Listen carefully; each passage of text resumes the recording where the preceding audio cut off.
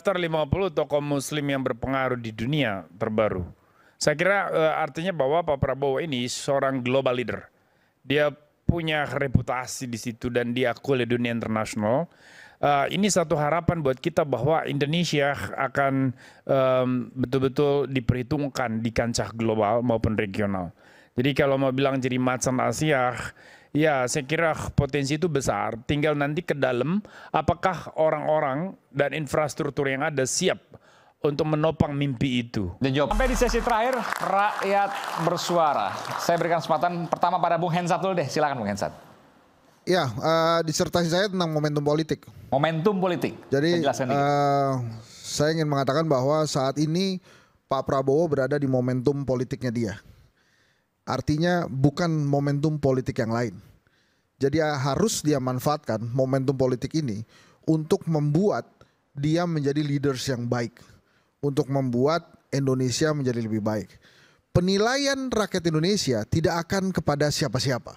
Tidak akan kepada Jokowi, tidak akan kepada Gibran, apalagi pada menteri-menteri.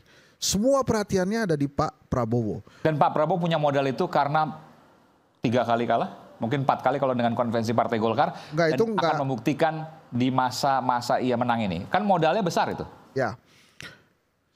Iya kan? Lupa deh. Jadi momentum politik yang dimiliki Pak Prabowo ini harus dimanfaatkan sedemikian rupa. Kalau kita berbincangannya masih tentang kenapa kemudian jumlah menterinya terlalu banyak. Nanti mereka berkantor di mana? Apakah di IKN semua? Ataukah ada yang di Jakarta? Kemudian kenapa kemudian ada yang dipecah-pecah? Ada kemunculan menteri-menteri baru. Kenapa tokohnya si ini? Kenapa tokohnya si itu? Itu nggak selesai-selesai. Jadi memang kita berikan target pragmatis saja pada Pak Prabowo. Kalau misalnya dia mengatakan bahwa pertumbuhan ekonomi harus 8%, maka please tolong diwujudkan. Memang tidak mudah, situasi global lagi luar biasa mengerikan kalau menurut saya. Ada serangan-serangan rudal mana-mana, bahkan pasukan perdamaian dunia aja diserang. Tidak baik-baik saja dunia. Geopolitiknya tidak baik-baik saja, tapi Pak Prabowo berani menetapkan pertumbuhan ekonomi 8%, itu tolong diwujudkan. Yang kedua kemudian, dia ingin masyarakat Indonesia ini sehat-sehat, lebih sejahtera. Dan Indonesia menjadi macan Asia. Itu juga tolong diwujudkan. Bila kemudian tidak mampu untuk mewujudkannya, usaha terus saja sampai bisa. Tapi jangan pakai pencitraan. Ajarkanlah rakyat Indonesia kondisi yang sesungguhnya, bukan kondisi yang artifisial. Saya percaya Pak Prabowo bisa. Kira-kira demikian. Ya kan. Oke, silakan sekaligus closing statement ya, Bung Boni. Masuk daftar 50 tokoh muslim yang berpengaruh di dunia terbaru. Saya kira artinya bahwa Pak Prabowo ini seorang global leader. Dia punya reputasi di situ dan diakui oleh dunia internasional. Ini satu harapan buat kita bahwa Indonesia akan betul-betul diperhitungkan di kancah global maupun regional. Jadi kalau mau bilang jadi macan Asia, ya saya kira potensi itu besar. Tinggal nanti ke dalam apakah orang-orang dan infrastruktur yang ada siap untuk menopang mimpi itu. Dan jawabannya kira-kira? Saya percaya itu, karena terlalu banyak talenta. Tetapi koreksi-koreksi di beberapa hal yang sangat strategis itu penting. Saya ambil contoh. Sebelum saya ke sini, saya nonton satu konten soal pendidikan. Ternyata masih ada SMP atau SMA di Jawa Barat, termasuk Jakarta, yang bahkan tidak tahu teorema Pitagoras yang sangat dasar. Zaman saya sudah belajar itu di tingkat SD itu. Terus kemudian apalagi kalau bicara soal deret Fibonacci misalnya, itu tidak mungkin dia mengerti. Atau golden ratio 1,6 atau nilai pi itu 2/7 itu. Agak rumit tuh. Artinya bahwa dunia pendidikan kita dengan kurikulum merdeka ini betul-betul anak-anak itu dimerdekakan dari segala macam tanggung jawab berpikir. Kalau dilakukan eksperimen berpikir, generasi ini makin mengalami degradasi berpikir. Maka reformasi di dunia pendidikan, mohon ini jadi concern pemerintahan Pak Prabowo. Kementerian Pak Prabowo itu ada pecah 3 ya, dipecah 3 maksudnya. Kementerian Pendidikan Pendidikan Dasar. Maaf, Kementerian Pendidikan, pendidikan tinggi dan kebudayaan sekarang jadi 3, Dikdasmen. Exactly. Nah, disitulah relevansi Dikti dan dan signifikansinya. Pemecahan itu akan menjadi harapan kita sehingga mutu pendidikan ini bisa ditingkatkan. Anda optimis akan itu. Siap. Baik, kita berikan tepuk tangan. Bung Refli, silakan. Kita ini kadang-kadang optimis boleh ya, tapi kan harus diletakkan pada modal kita apa hari ini kan. Pemimpin ini bukan Raja Midas yang langsung berubah gitu ya. Sebelum pemerintahan sekarang sudah berlalu pemerintahan sebelumnya. Dan ketika pemerintahan baru itu muncul, kita selalu mengatakan hal yang sama kan. Optimisme kan 10 tahun yang lalu begitu dan lain sebagainya. Tapi hasilnya ya mediocre saja sesungguhnya. Ketika tahun 2014 harapan itu bernama Jokowi, saya tulis di Detikcom. Respect buat pejuang pantang tumbang. Saat masuk Optimisme dan lain sebagainya. Tapi nanti kita akan realistis sendiri. He is still human. Dia manusia juga ternyata, ya kan? Yang bisa capek, yang bisa marah, yang bisa putus asa dan lain sebagainya. Tetapi paling tidak pemimpin itu harus pada directionnya. Right direction. Kalau kita melihat pemimpin itu sedang bekerja keras untuk mengentaskan kemiskinan, untuk membuat kita terlindungi, sejahtera dan pandai, maka segala kesulitan itu kita akan maafkan.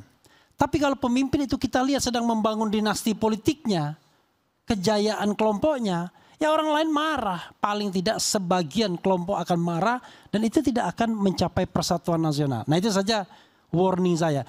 Dan semua suara kritis ini akan bungkam kalau Prabowo menjadi sosok sebagaimana yang dibayangkan Babe Haikal dan Boni Hargen. Selesai. Wassalamualaikum warahmatullahi wabarakatuh. Bung San Salvator, silakan. Singkat saja. Ya, tadi disampaikan banyak hal, terus kemudian ada yang optimis dan ada yang pesimis. Kemudian kita melihat bagaimana cita-cita besar, visi besar dari seorang presiden terpilih, Bapak Prabowo Subianto, yang kemudian hari-hari ini sudah mulai meneliti siapa sih orang-orang yang bisa akan mensukseskan visi misi saya, yang ikut mensupport. Nah, kemarin dan hari ini sudah kita lihat bersama live dan bisa dilihat, diakses semua oleh masyarakat Indonesia. Yang perlu kita ketahui bahwa yang terpampang nyata di media sosial itu adalah orang-orang yang akan bertanggung jawab terhadap apa yang terjadi 5 tahun ke depan. Ya kan? Nah, orang-orang ini sudah dipercayakan menjadi kabinetnya Bapak Prabowo. Nah, kemudian terhadap apa yang kita khawatirkan, coba kita hormati, kita yakinkan bahwa apa yang dipilih oleh presiden kita itu adalah yang terbaik, putra-putri terbaik dari bangsa Indonesia. Baik, oke baik. Bung Ciko, baik. Pada prinsipnya PDI Perjuangan menaruh harapan yang besar terhadap pemerintahan Presiden Prabowo ke depan. Kami seperti juga bangsa Indonesia lainnya, teman-teman yang berada di ruangan ini, suka atau tidak suka berpihak pada Capres Prabowo Gibran waktu itu atau tidak, tapi kami menginginkan pemerintahan ini sukses. Ya, jadi don't get itu harus digarisbawahi itu ya. Itu harus digarisbawahi. Karena artinya dengan pemerintahan yang sukses, rakyat kita sejahtera, bangsa kita maju, dianggap di dunia internasional, bahkan bisa menjadi leader dalam hal-hal yang terkait dengan konflik-konflik yang terjadi misalnya di Palestina, ya kan, di Ukraina dan Rusia dan lain-lain. Nah, ini menjadi harapan.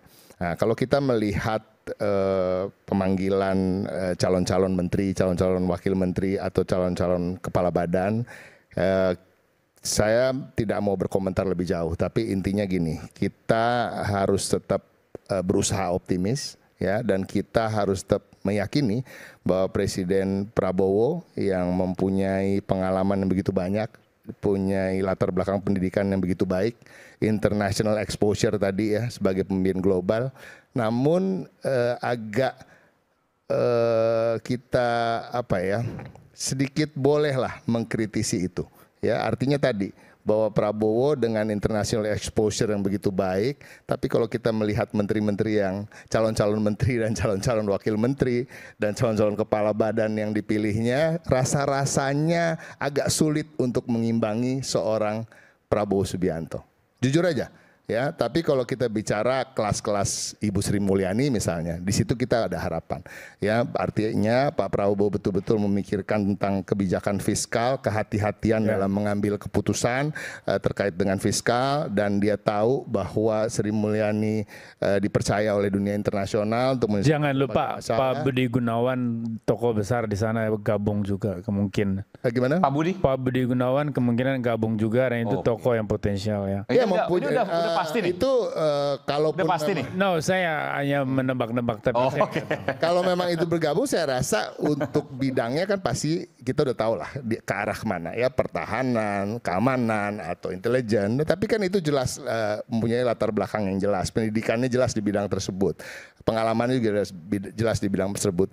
Saya cuma mau menyoroti ada beberapa, saya tidak ingin menyebut nama ya, tidak ingin menyakiti hati orang, tapi sesungguhnya bukan untuk menghina, tetapi saya ingin hanya menyampaikan bahwa orang-orang yang sukses di bidangnya masing-masing dalam kehidupannya belum tentu dan tidak harus bisa sukses menjadi menteri di bidang lain, apalagi atau di bidangnya sendiri. Kalau kita bicara soal dokter misalnya ya, kita pernah punya pengalaman punya dokter yang hebat menjadi menteri kesehatan, tetapi gagal. Ya, kita harus akui itu.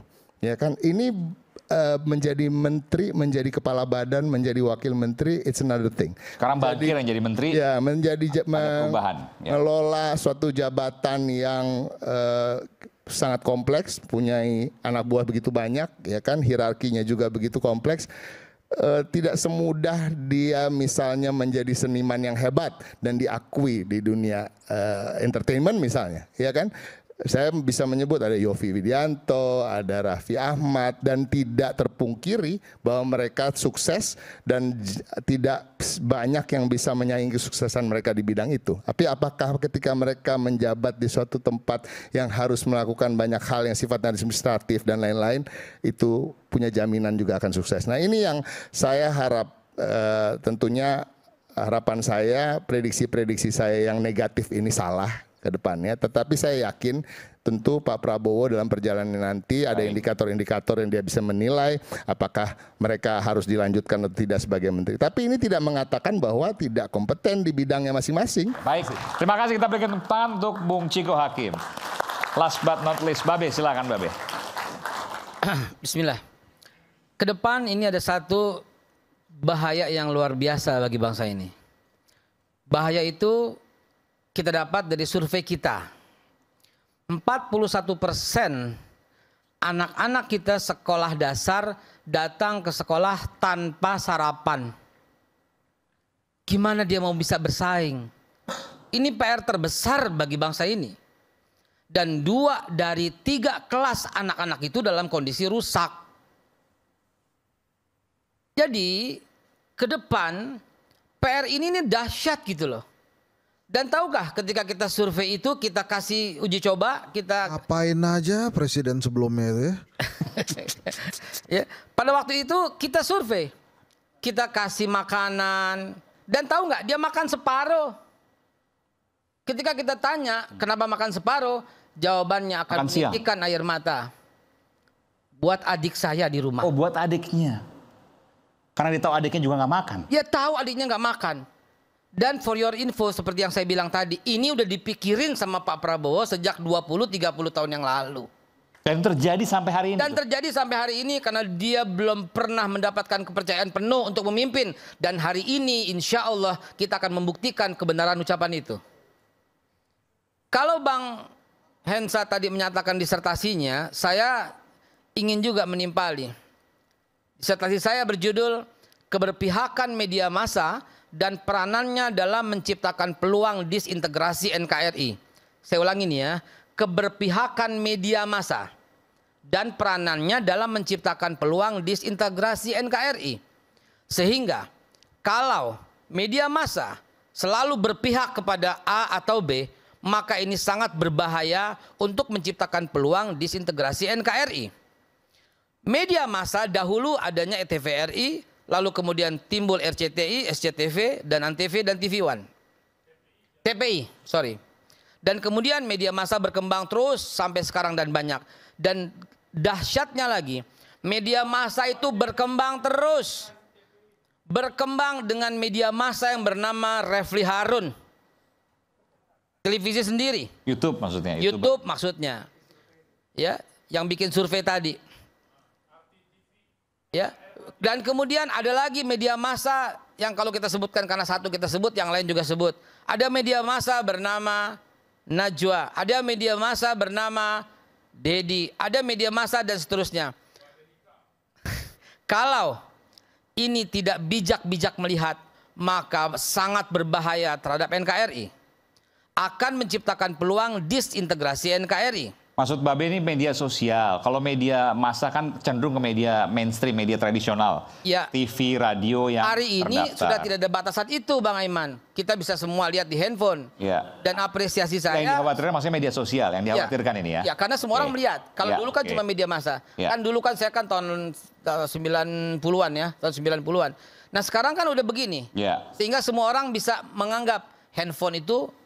Nggak, coba kalau Babe bilang media massa gimana? Bentar, kalau Babe bilang media massa disintegrasi, kami juga deg-degan nih gitu kan. Karena gini, keberpihakan. Disintegrasi, ternyata bukan media sosial, masih diluruskan ini. Keberpihakan, dulu saya pernah tulis, keberpihakan media massa dan peranannya dalam menciptakan peluang disintegrasi NKRI. Studi kasusnya adalah terjadi kerusuhan di Ambon. Gitu loh. Ya. Media massa X, ketika ada satu, misalnya saya harus sebut ya, media massa X yang berpihak kepada agama tertentu, ketika ada satu ibadah rusak, itu blow up-nya tuh gila-gilaan. Sementara yang lain juga begitu. Akibatnya apa? Terjadilah sampai merembet dan alhamdulillah pada waktu itu kita bisa stop itu. Dan dari situ kemudian muncul peace journalism atau jurnalisme damai yang kemudian diaplikasikan ke dalam setiap jurnalis pada saat itu hingga sampai saat ini. Hingga sampai saat ini. Kecuali media sosial ya, media sosial memang terlepas dari itu. Mengapresiasi kepada Bung Aiman Wicaksono dengan rakyat bersuaranya sanggup menyajikan ini selalu di ending dengan suasana yang damai walaupun kita tengah bersekutu gitu ya. Dan inilah ya.